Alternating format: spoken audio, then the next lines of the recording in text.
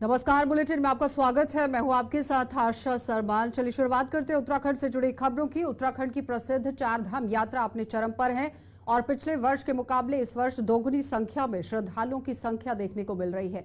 वहीं उत्तराखंड की मुख्य सचिव राधा रतूड़ी ने बताया कि उत्तराखंड शासन ने देश के सभी राज्यों के मुख्य सचिवों को पत्र लिखकर अनुरोध किया है कि उनकी ओर से सभी श्रद्धालुओं को अवगत करा दिया जाए कि बिना रजिस्ट्रेशन चारधाम यात्रा पर ना जाएं। सभी श्रद्धालुओं के लिए रजिस्ट्रेशन कराना यहां पर अनिवार्य है और इसके बगैर उन्हें चारधाम यात्रा नहीं करने दी जाएगी। इसके अलावा चारों धामों के मंदिर परिसरों के 200 मीटर के दायरे में कोई भी श्रद्धालु मोबाइल फोन का उपयोग नहीं कर सकेगा।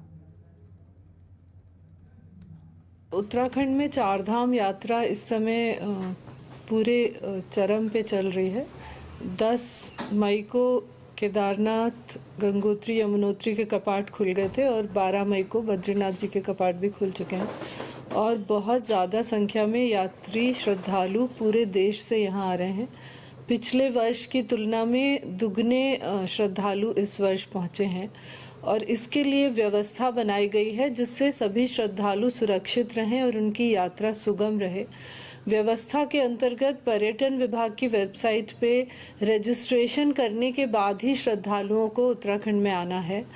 इसलिए ये बहुत आवश्यक है कि कोई भी श्रद्धालु बिना रजिस्ट्रेशन के यात्रा पे ना आए।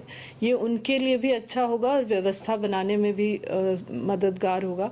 हम लोग इसी के तहत सभी प्रदेशों के मुख्य सचिवों को पत्र भेज रहे हैं कि अपने प्रदेश में इस बात का प्रचार कर दें कि कोई भी श्रद्धालु अनरजिस्टर्ड वाहन में या अनरजिस्टर्ड तरीके से उत्तराखंड की यात्रा पे ना आए। तो चारधाम यात्रा के लिए यहां श्रद्धालुओं का जनसैलाब उमड़ा हुआ है। प्रशासन द्वारा विकासनगर के ही नवनिर्मित बस अड्डे को चारधाम यात्रा करने आने वाले यात्रियों के लिए यात्री शेड की व्यवस्था की गई है। यहीं से चारधाम यात्रा करने वाले यात्रियों को सुविधा के अनुसार छोड़ा जा रहा है। आईजी गढ़वाल केएस नंगक्याल ने ही यहां पर जिलाधिकारी देहरादून सोनिका सिंह ने विकासनगर नवनिर्मित बस स्टैंड का दौरा किया है और यात्रियों के लिए की गई व्यवस्थाओं का भी निरीक्षण किया।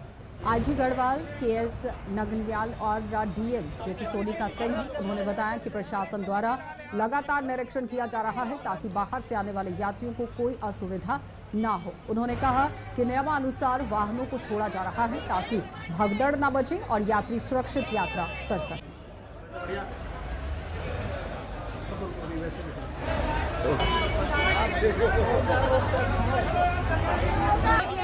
उधर भी वैसा ही नाटक किया।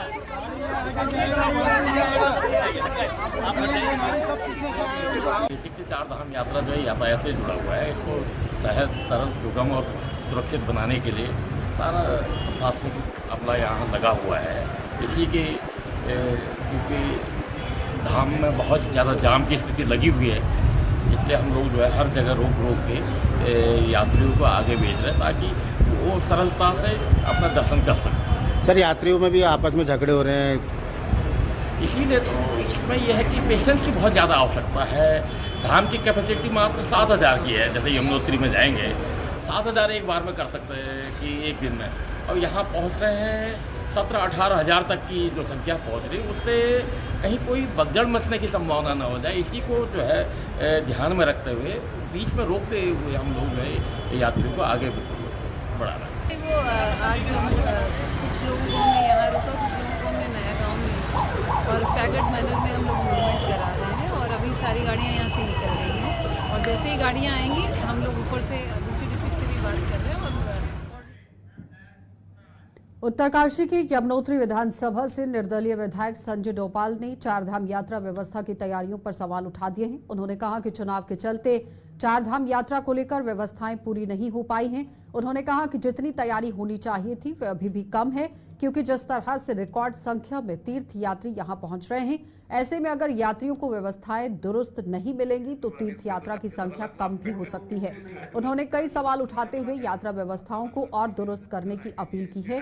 बताते चले कि यहाँ पर पिछले दिनों उत्तरकाशी के गंगोत्री और यमुनोत्री में ही भारी संख्या में तीर्थ यात्रियों के पहुंचने से अव्यवस्था का माहौल बन गया था और ऐसे में क्षेत्रीय विधायक द्वारा उठाए गए सवाल के जवाब में प्रशासन को और ज्यादा गंभीर होने की जरूरत है। शासन जो भी जैसे तैयारियां जो होती है खासकर भाई 2 साल से हम भी हैं। इस बार थोड़ा चाहे चुनाव के चक्कर में समझ लीजिए आप, थोड़ा तैयारियों का पहले से वो तैयारियां नहीं रही है जैसे होनी चाहिए थी। और अगर यात्रियों को परेशानी होगी तो निश्चित है कि यात्रियों की संख्या घटेगी। और मेरा ये मानना है कि कम से कम गढ़वाल की सारी वो यात्रा से ही सारी आर्थिकी जुड़ी हुई है। तो इसमें केवल पंडित पुरोहितों की नाराजगी नहीं है, आम पब्लिक की भी और सभी लोगों की नाराजगी रहती है, और जिसका कि हम लोग भी सामना कर ही रहे हैं। चाहे होटल वालों का है, उनके लगातार फोन और उनके ये रहता है कि क्या हो रहा है। अगर कोई भी परेशानी होती है तो हमारी कोशिश है कि अब 3-4 दिन जो यात्रियों को असुविधा हुई है वो आगे ना हो, और आशा करते हैं कि अब सारी व्यवस्थाएं सुदृढ़ हो गई है। 12 मई भगवान यहाँ बद्री विशाल के ही कपाट खुलने के बाद आज दिन के ही, आप देखिए किस तरह से सवाल रखे गए थे, क्योंकि आज के ही दिन तक बद्रीनाथ में 40,000 से ज्यादा श्रद्धालुओं ने दर्शन कर लिए हैं और लगातार बड़ी तादाद में देश के अलग अलग प्रदेशों से श्रद्धालु भगवान बद्री विशाल के दर्शनों के लिए पहुंच रहे हैं। पुलिस अधीक्षक चमोली सर्वेश पवार ने कहा कि अभी तक 40 से ज्यादा लोग, यानी कि 40,000 का आंकड़ा सामने रखा गया है। उससे भी ज्यादा श्रद्धालुओं ने भगवान बद्री विशाल के दर्शन किए हैं, जिसको लेकर अलग अलग जगहों पर श्रद्धालुओं की सुगमता के दर्शन के लिए पुलिस के जवान तैनात किए गए हैं और प्रशासन और मंदिर समिति के साथ लगातार वार्ता करते हुए व्यवस्थाएं बनाई जा रही हैं। लगभग जो है जब से कपाट खुले हमारे 40,000 से ज़्यादा यात्री जो है दर्शन कर चुके हैं बद्रीनाथ जी धाम में, और लगातार जो भी दर्शनार्थी हैं उनकी संख्या लगातार बढ़ रही है। और इसके लिए जो भी हमारा ट्रैफिक प्लान है उसके अंतर्गत ही मूवमेंट हो रही है जिले में, और बाकी ऐसी अभी कोई समस्या नहीं है। मुख्यमंत्री योगी आदित्यनाथ की माता यहां सावित्री देवी के स्वास्थ्य को लेकर एम्स के जनसंपर्क अधिकारी संदीप कुमार सिंह ने हेल्थ बुलेटिन जारी किया है। उन्होंने कहा कि सीएम योगी की माता सावित्री देवी की हालत स्थिर है और डॉक्टरों की टीम उनकी नियमित समय पर स्वास्थ्य की जांच कर रही है। आपको ये भी बताते चले कि उत्तर प्रदेश के मुख्यमंत्री योगी आदित्यनाथ की माता 80 वर्षीय की हैं और सावित्री देवी को मंगलवार को एम्स ऋषिकेश अस्पताल में परिजनों द्वारा यहां रूटीन चेकअप के लिए लाया गया था। वरिष्ठ नागरिकों के लिए बनाए गए स्पेशल यहां पर जेरास्ट्रिक वार्ड में ही यहां विभागाध्यक्ष प्रोफेसर मीनाक्षी धर की देखरेख में सावित्री देवी की स्वास्थ्य संबंधित प्रारंभिक जांचें की गई और एम्स अस्पताल के ही चिकित्सक, जो कि अधीक्षक हैं चिकित्सा के प्रोफेसर संजीव कुमार मित्तल, उन्होंने बताया कि अस्पताल में उनकी प्रारंभिक जांच में उच्च रक्तचाप की शिकायत पाई गई है, जिसके उपरांत उन्हें अन्य जरूरी रूटीन परीक्षण के लिए भर्ती किया गया है, जहां उनकी विभिन्न जांच और आवश्यक उपचार यहां पर चल रहा है। उत्तर प्रदेश के माननीय मुख्यमंत्री श्री आदित्यनाथ जी की माता जी हैं, जिनको कल उपचार के लिए एम्स ऋषिकेश लाया गया। एम्स ऋषिकेश के जेरियाट्रिक वार्ड में प्रोफेसर मीनाक्षी धर के नेतृत्व में एक टीम विभिन्न जांचों को अंजाम दे रही है, जो कि वरिष्ठ नागरिकों से संबंधित जो समस्याएं हो सकती हैं, उसी तरीके की समस्याएं प्रथम दृष्टया में समीचीन होती हैं। उक्त रक्तचाप की परेशानी थी, जिसके कारण उनको यहाँ पर लाया गया था और विभिन्न जांचें जो है प्रोफेसर मीनाक्षी धर जी के नेतृत्व में की जा रही है। उत्तराखंड के पंतनगर एयरपोर्ट को बम से उड़ाने की धमकी भरा ईमेल यहां भारतीय विमानपत्तन प्राधिकारी को मिलने के बाद प्रशासन अलर्ट पर हो गया है और पुलिस प्रशासन ने एयरपोर्ट की सुरक्षा चाक चौबंद कर दी है। ईमेल मिलने के बाद तत्काल सुरक्षा एजेंसियों को हाई अलर्ट पर पुलिस प्रशासन की तरफ से रखा गया है। बम निरोधक दस्ते को भी सूचना दी गई है। सूचना पर पहुंचे बम निरोधक दस्ते ने यहां एयरपोर्ट परिसर व टर्मिनल बिल्डिंग सहित रनवे और आवासीय परिसर की यहां सघन तलाशी ली। लगभग 3 घंटे चली इस कार्यवाही में दस्ते को एयरपोर्ट में कोई अवांछनीय जो वस्तु है वो नहीं मिली है, जिसके बाद अधिकारियों ने चैन की सांस ली। वहीं पंतनगर एयरपोर्ट के ही निदेशक सुमित सक्सेना ने कहा कि एयरलाइंस कार्यालय को पंतनगर एयरपोर्ट को बम से उड़ाने की धमकी मिली थी और इसकी सूचना उन्हें एयरलाइंस कार्यालय से मिली है। एयरपोर्ट पर सुरक्षा कर्मियों को चौकन्ना रहने को कहा गया है। सवारियों को चेकिंग के बाद ही अंदर जाने की इजाजत दी जा रही है, तो साथ ही जिला प्रशासन से सुरक्षा बढ़ाने के लिए फोर्स की मांग की गई है। मेल आया था अलायंस एयर के ऑफिस में, जिसमें ये बताया गया था कि उन्होंने पंतनगर एयरपोर्ट पर एक बम रखा है और उन्हें धमकी दी थी कि अगर उनको पैसा नहीं दिया गया तो वो इस बम को विस्फोट कर देंगे। सूचना मिलते ही, जैसे ही हम लोगों को कल इसके बारे में सूचना मिली, तुरंत हमने अपने जो SOP है उसके अंतर्गत BTAC बुलाते हैं, जिसको बॉम्ब थ्रेट असेसमेंट कमेटी बोला जाता है। उसमें सुरक्षा एजेंसियों के सभी सदस्यों को बुलाया जाता है, जो आकर के इस विषय पे चर्चा करके और तुरंत ये डिसीजन लेते हैं कि आगे हमें क्या कार्रवाई करनी है और कैसे करनी है। सूचना मिलने के तुरंत बाद हमारे सभी लोग एकत्रित हो गए और पुलिस की तरफ से BDS टीम को बुलाया गया, जिसने आकर के पूरे विमानपत्तन को चेक किया कि यहाँ पे ऐसा किसी प्रकार का कोई खतरा तो नहीं है। और BDS टीम ने आकर के जब चेक कर लिया तो उन्होंने कहा कि ये कोई खतरनाक चीज उनको नहीं मिली है, अभी हमारा एयरपोर्ट सेफ है। लेकिन इस धमकी के मद्देनजर आगे के लिए सुरक्षा के कई कड़े कदम उठाए गए हैं, जिसमें से मुख्य कदम तो पुलिस की तरफ से ये लिया गया है कि एयरपोर्ट पे आने वाले प्रत्येक वाहन और यात्री को सुरक्षा जांच के उपरांत ही अंदर आने दिया जाएगा। जो भी यात्री यहाँ से यात्रा करने के लिए अंदर आना चाहते हैं, वो अपना ID कार्ड और टिकट दिखाने के बाद ही अंदर आएंगे। और पुलिस की तरफ से सघन जांच की जा रही है, पूरे क्षेत्र की, पूरे एयरपोर्ट परिसर की जांच की जा रही है। और मैं इस बात को कह सकता हूँ कि पुलिस के पूरे सहयोग से अभी तक हमको सब चीज सुरक्षित रखने में सहयोग मिला है। क्या इसमें कोई तहरीर वगैरह आपके द्वारा दी गई पुलिस को?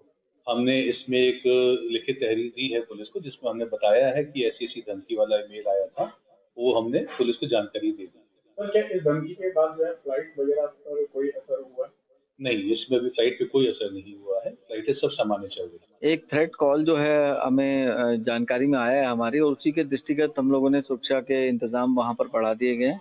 उसमें जो बोर्डिंग डिबोर्डिंग है उसके लिए हमने अलाइटमेंट जो है उसकी व्यवस्था गेट पे करी है। साथ में हम मॉर्निंग इवनिंग रेगुलर वहाँ पर BDS चेक करा रहे हैं, और बाकी भी हमने सभी कर्मचारियों को वहाँ पे 100% प्रेजेंस उनके नाइट पास कैंसिल करके उपस्थिति सुनिश्चित की है। और भी हम लोग इसमें कार्रवाई कर रहे हैं, और जो कि शेयर किया जाना संभव नहीं है। बाकी हम लोग अलर्ट हैं और हम लोग चले रुकेंगे एक छोटे से ब्रेक के लिए, जल्द वापस लौटेंगे, आप बने रहिए हमारे साथ।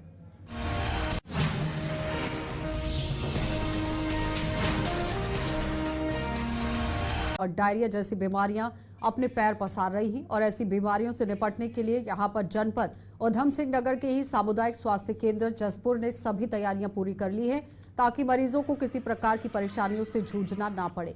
जसपुर सामुदायिक स्वास्थ्य केंद्र प्रभारी डॉक्टर T पूजा ने बताया कि 30 बेड का अस्पताल है और 25 से 30 मरीज रोजाना भर्ती हो रहे हैं। वायरल फीवर और डायरिया की वजह से ही यहाँ पर आप देखिए पेशेंट्स का जो जमावड़ा है वो लग रहा है, और डायरिया ने जिनका सुचारू रूप से इलाज यहाँ पर हो रहा है, काफ़ी तरीके से कहर भर पाया हुआ है।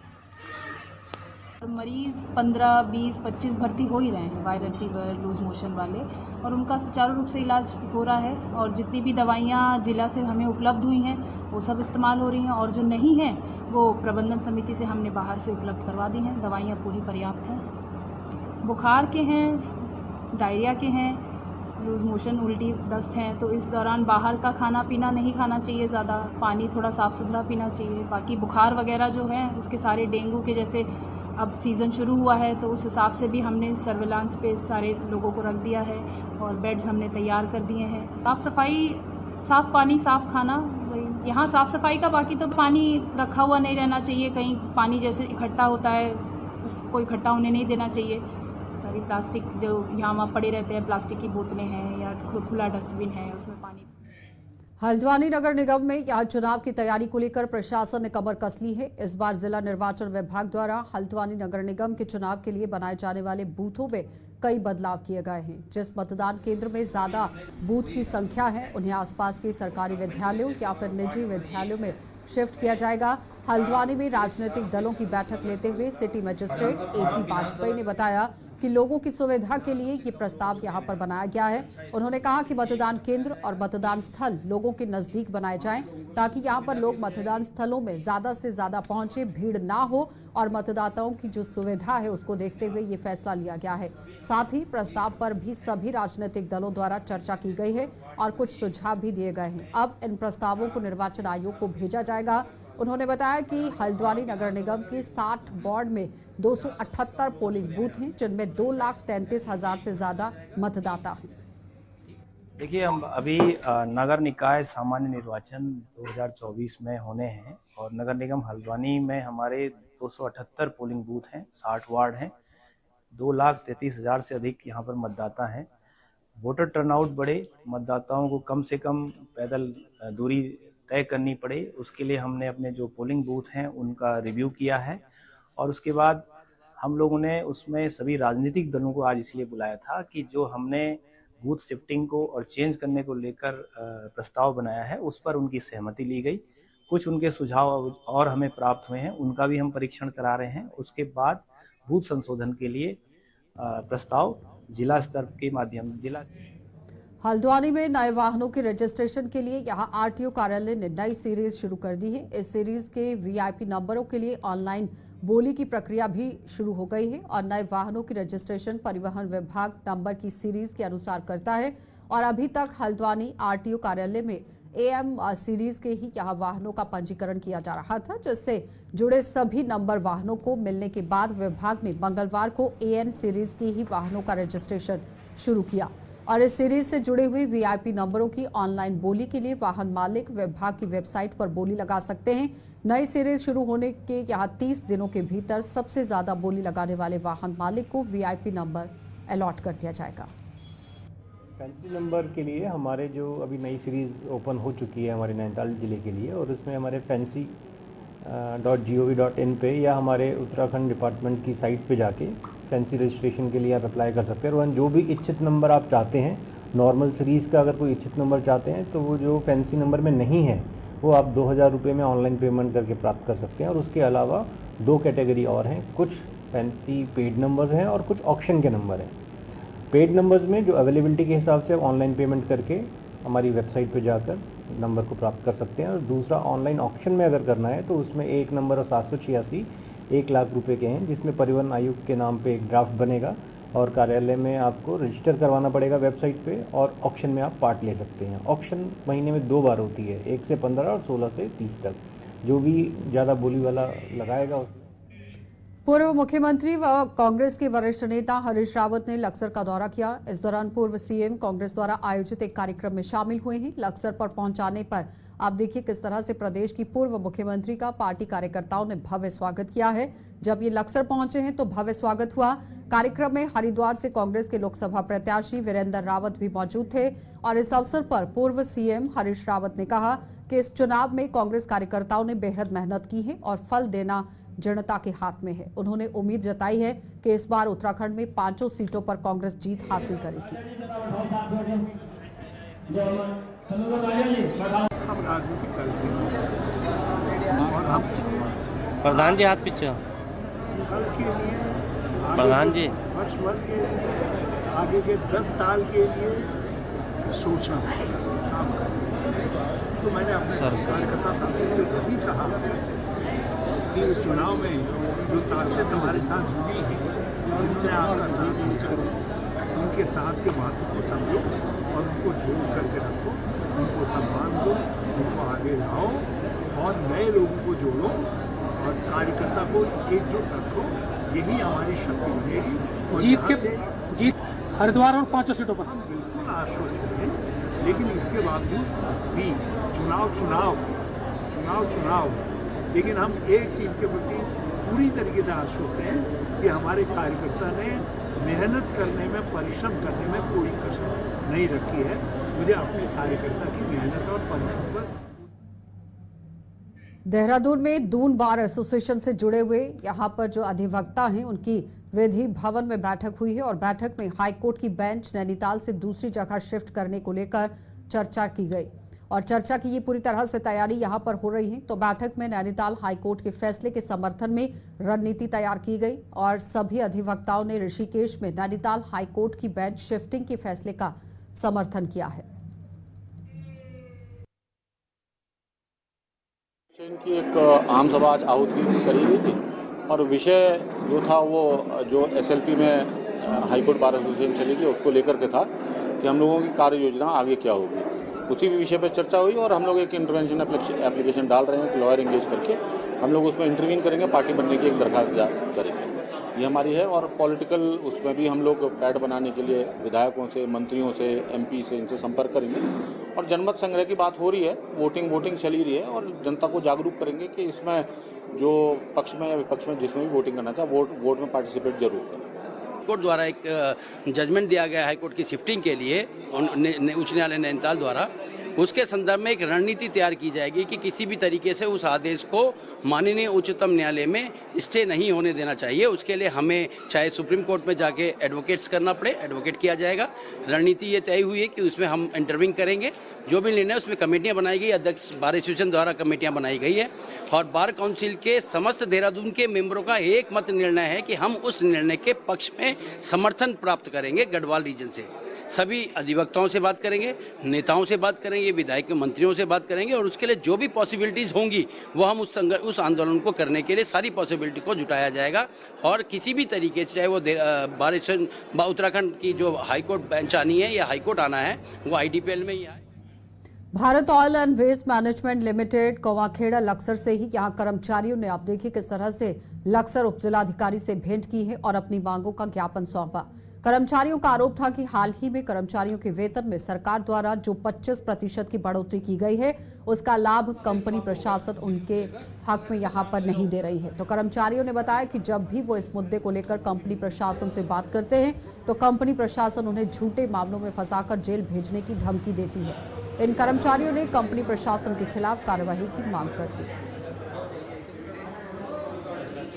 एडम साहब यहाँ अपनी समस्या को लेकर आए हैं। हम सभी Bharat oil and waste management के कर्मचारी हैं।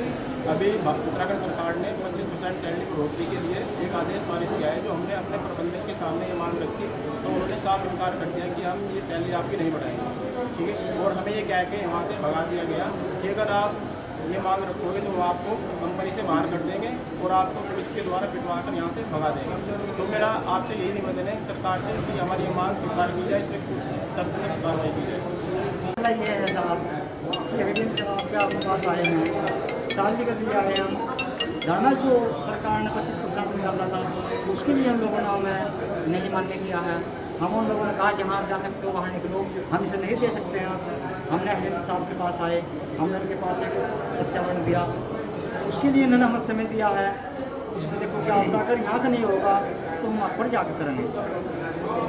कौवाखेड़ा में एक फैक्ट्री है, फैक्ट्री है Indian oil and waste management करके, तो इनके कर्मचारी मेरे पास अभी आए थे और इनका कहना ये है कि श्रम अनुभाग से जो लेबर जो सेक्शन है वहाँ से एक कोई जियो जारी हुआ है, कोई लेटर जारी हुआ है कि 1 अप्रैल से 25% जो सैलरी है उसमें बढ़ोतरी के आदेश किए गए हैं जी।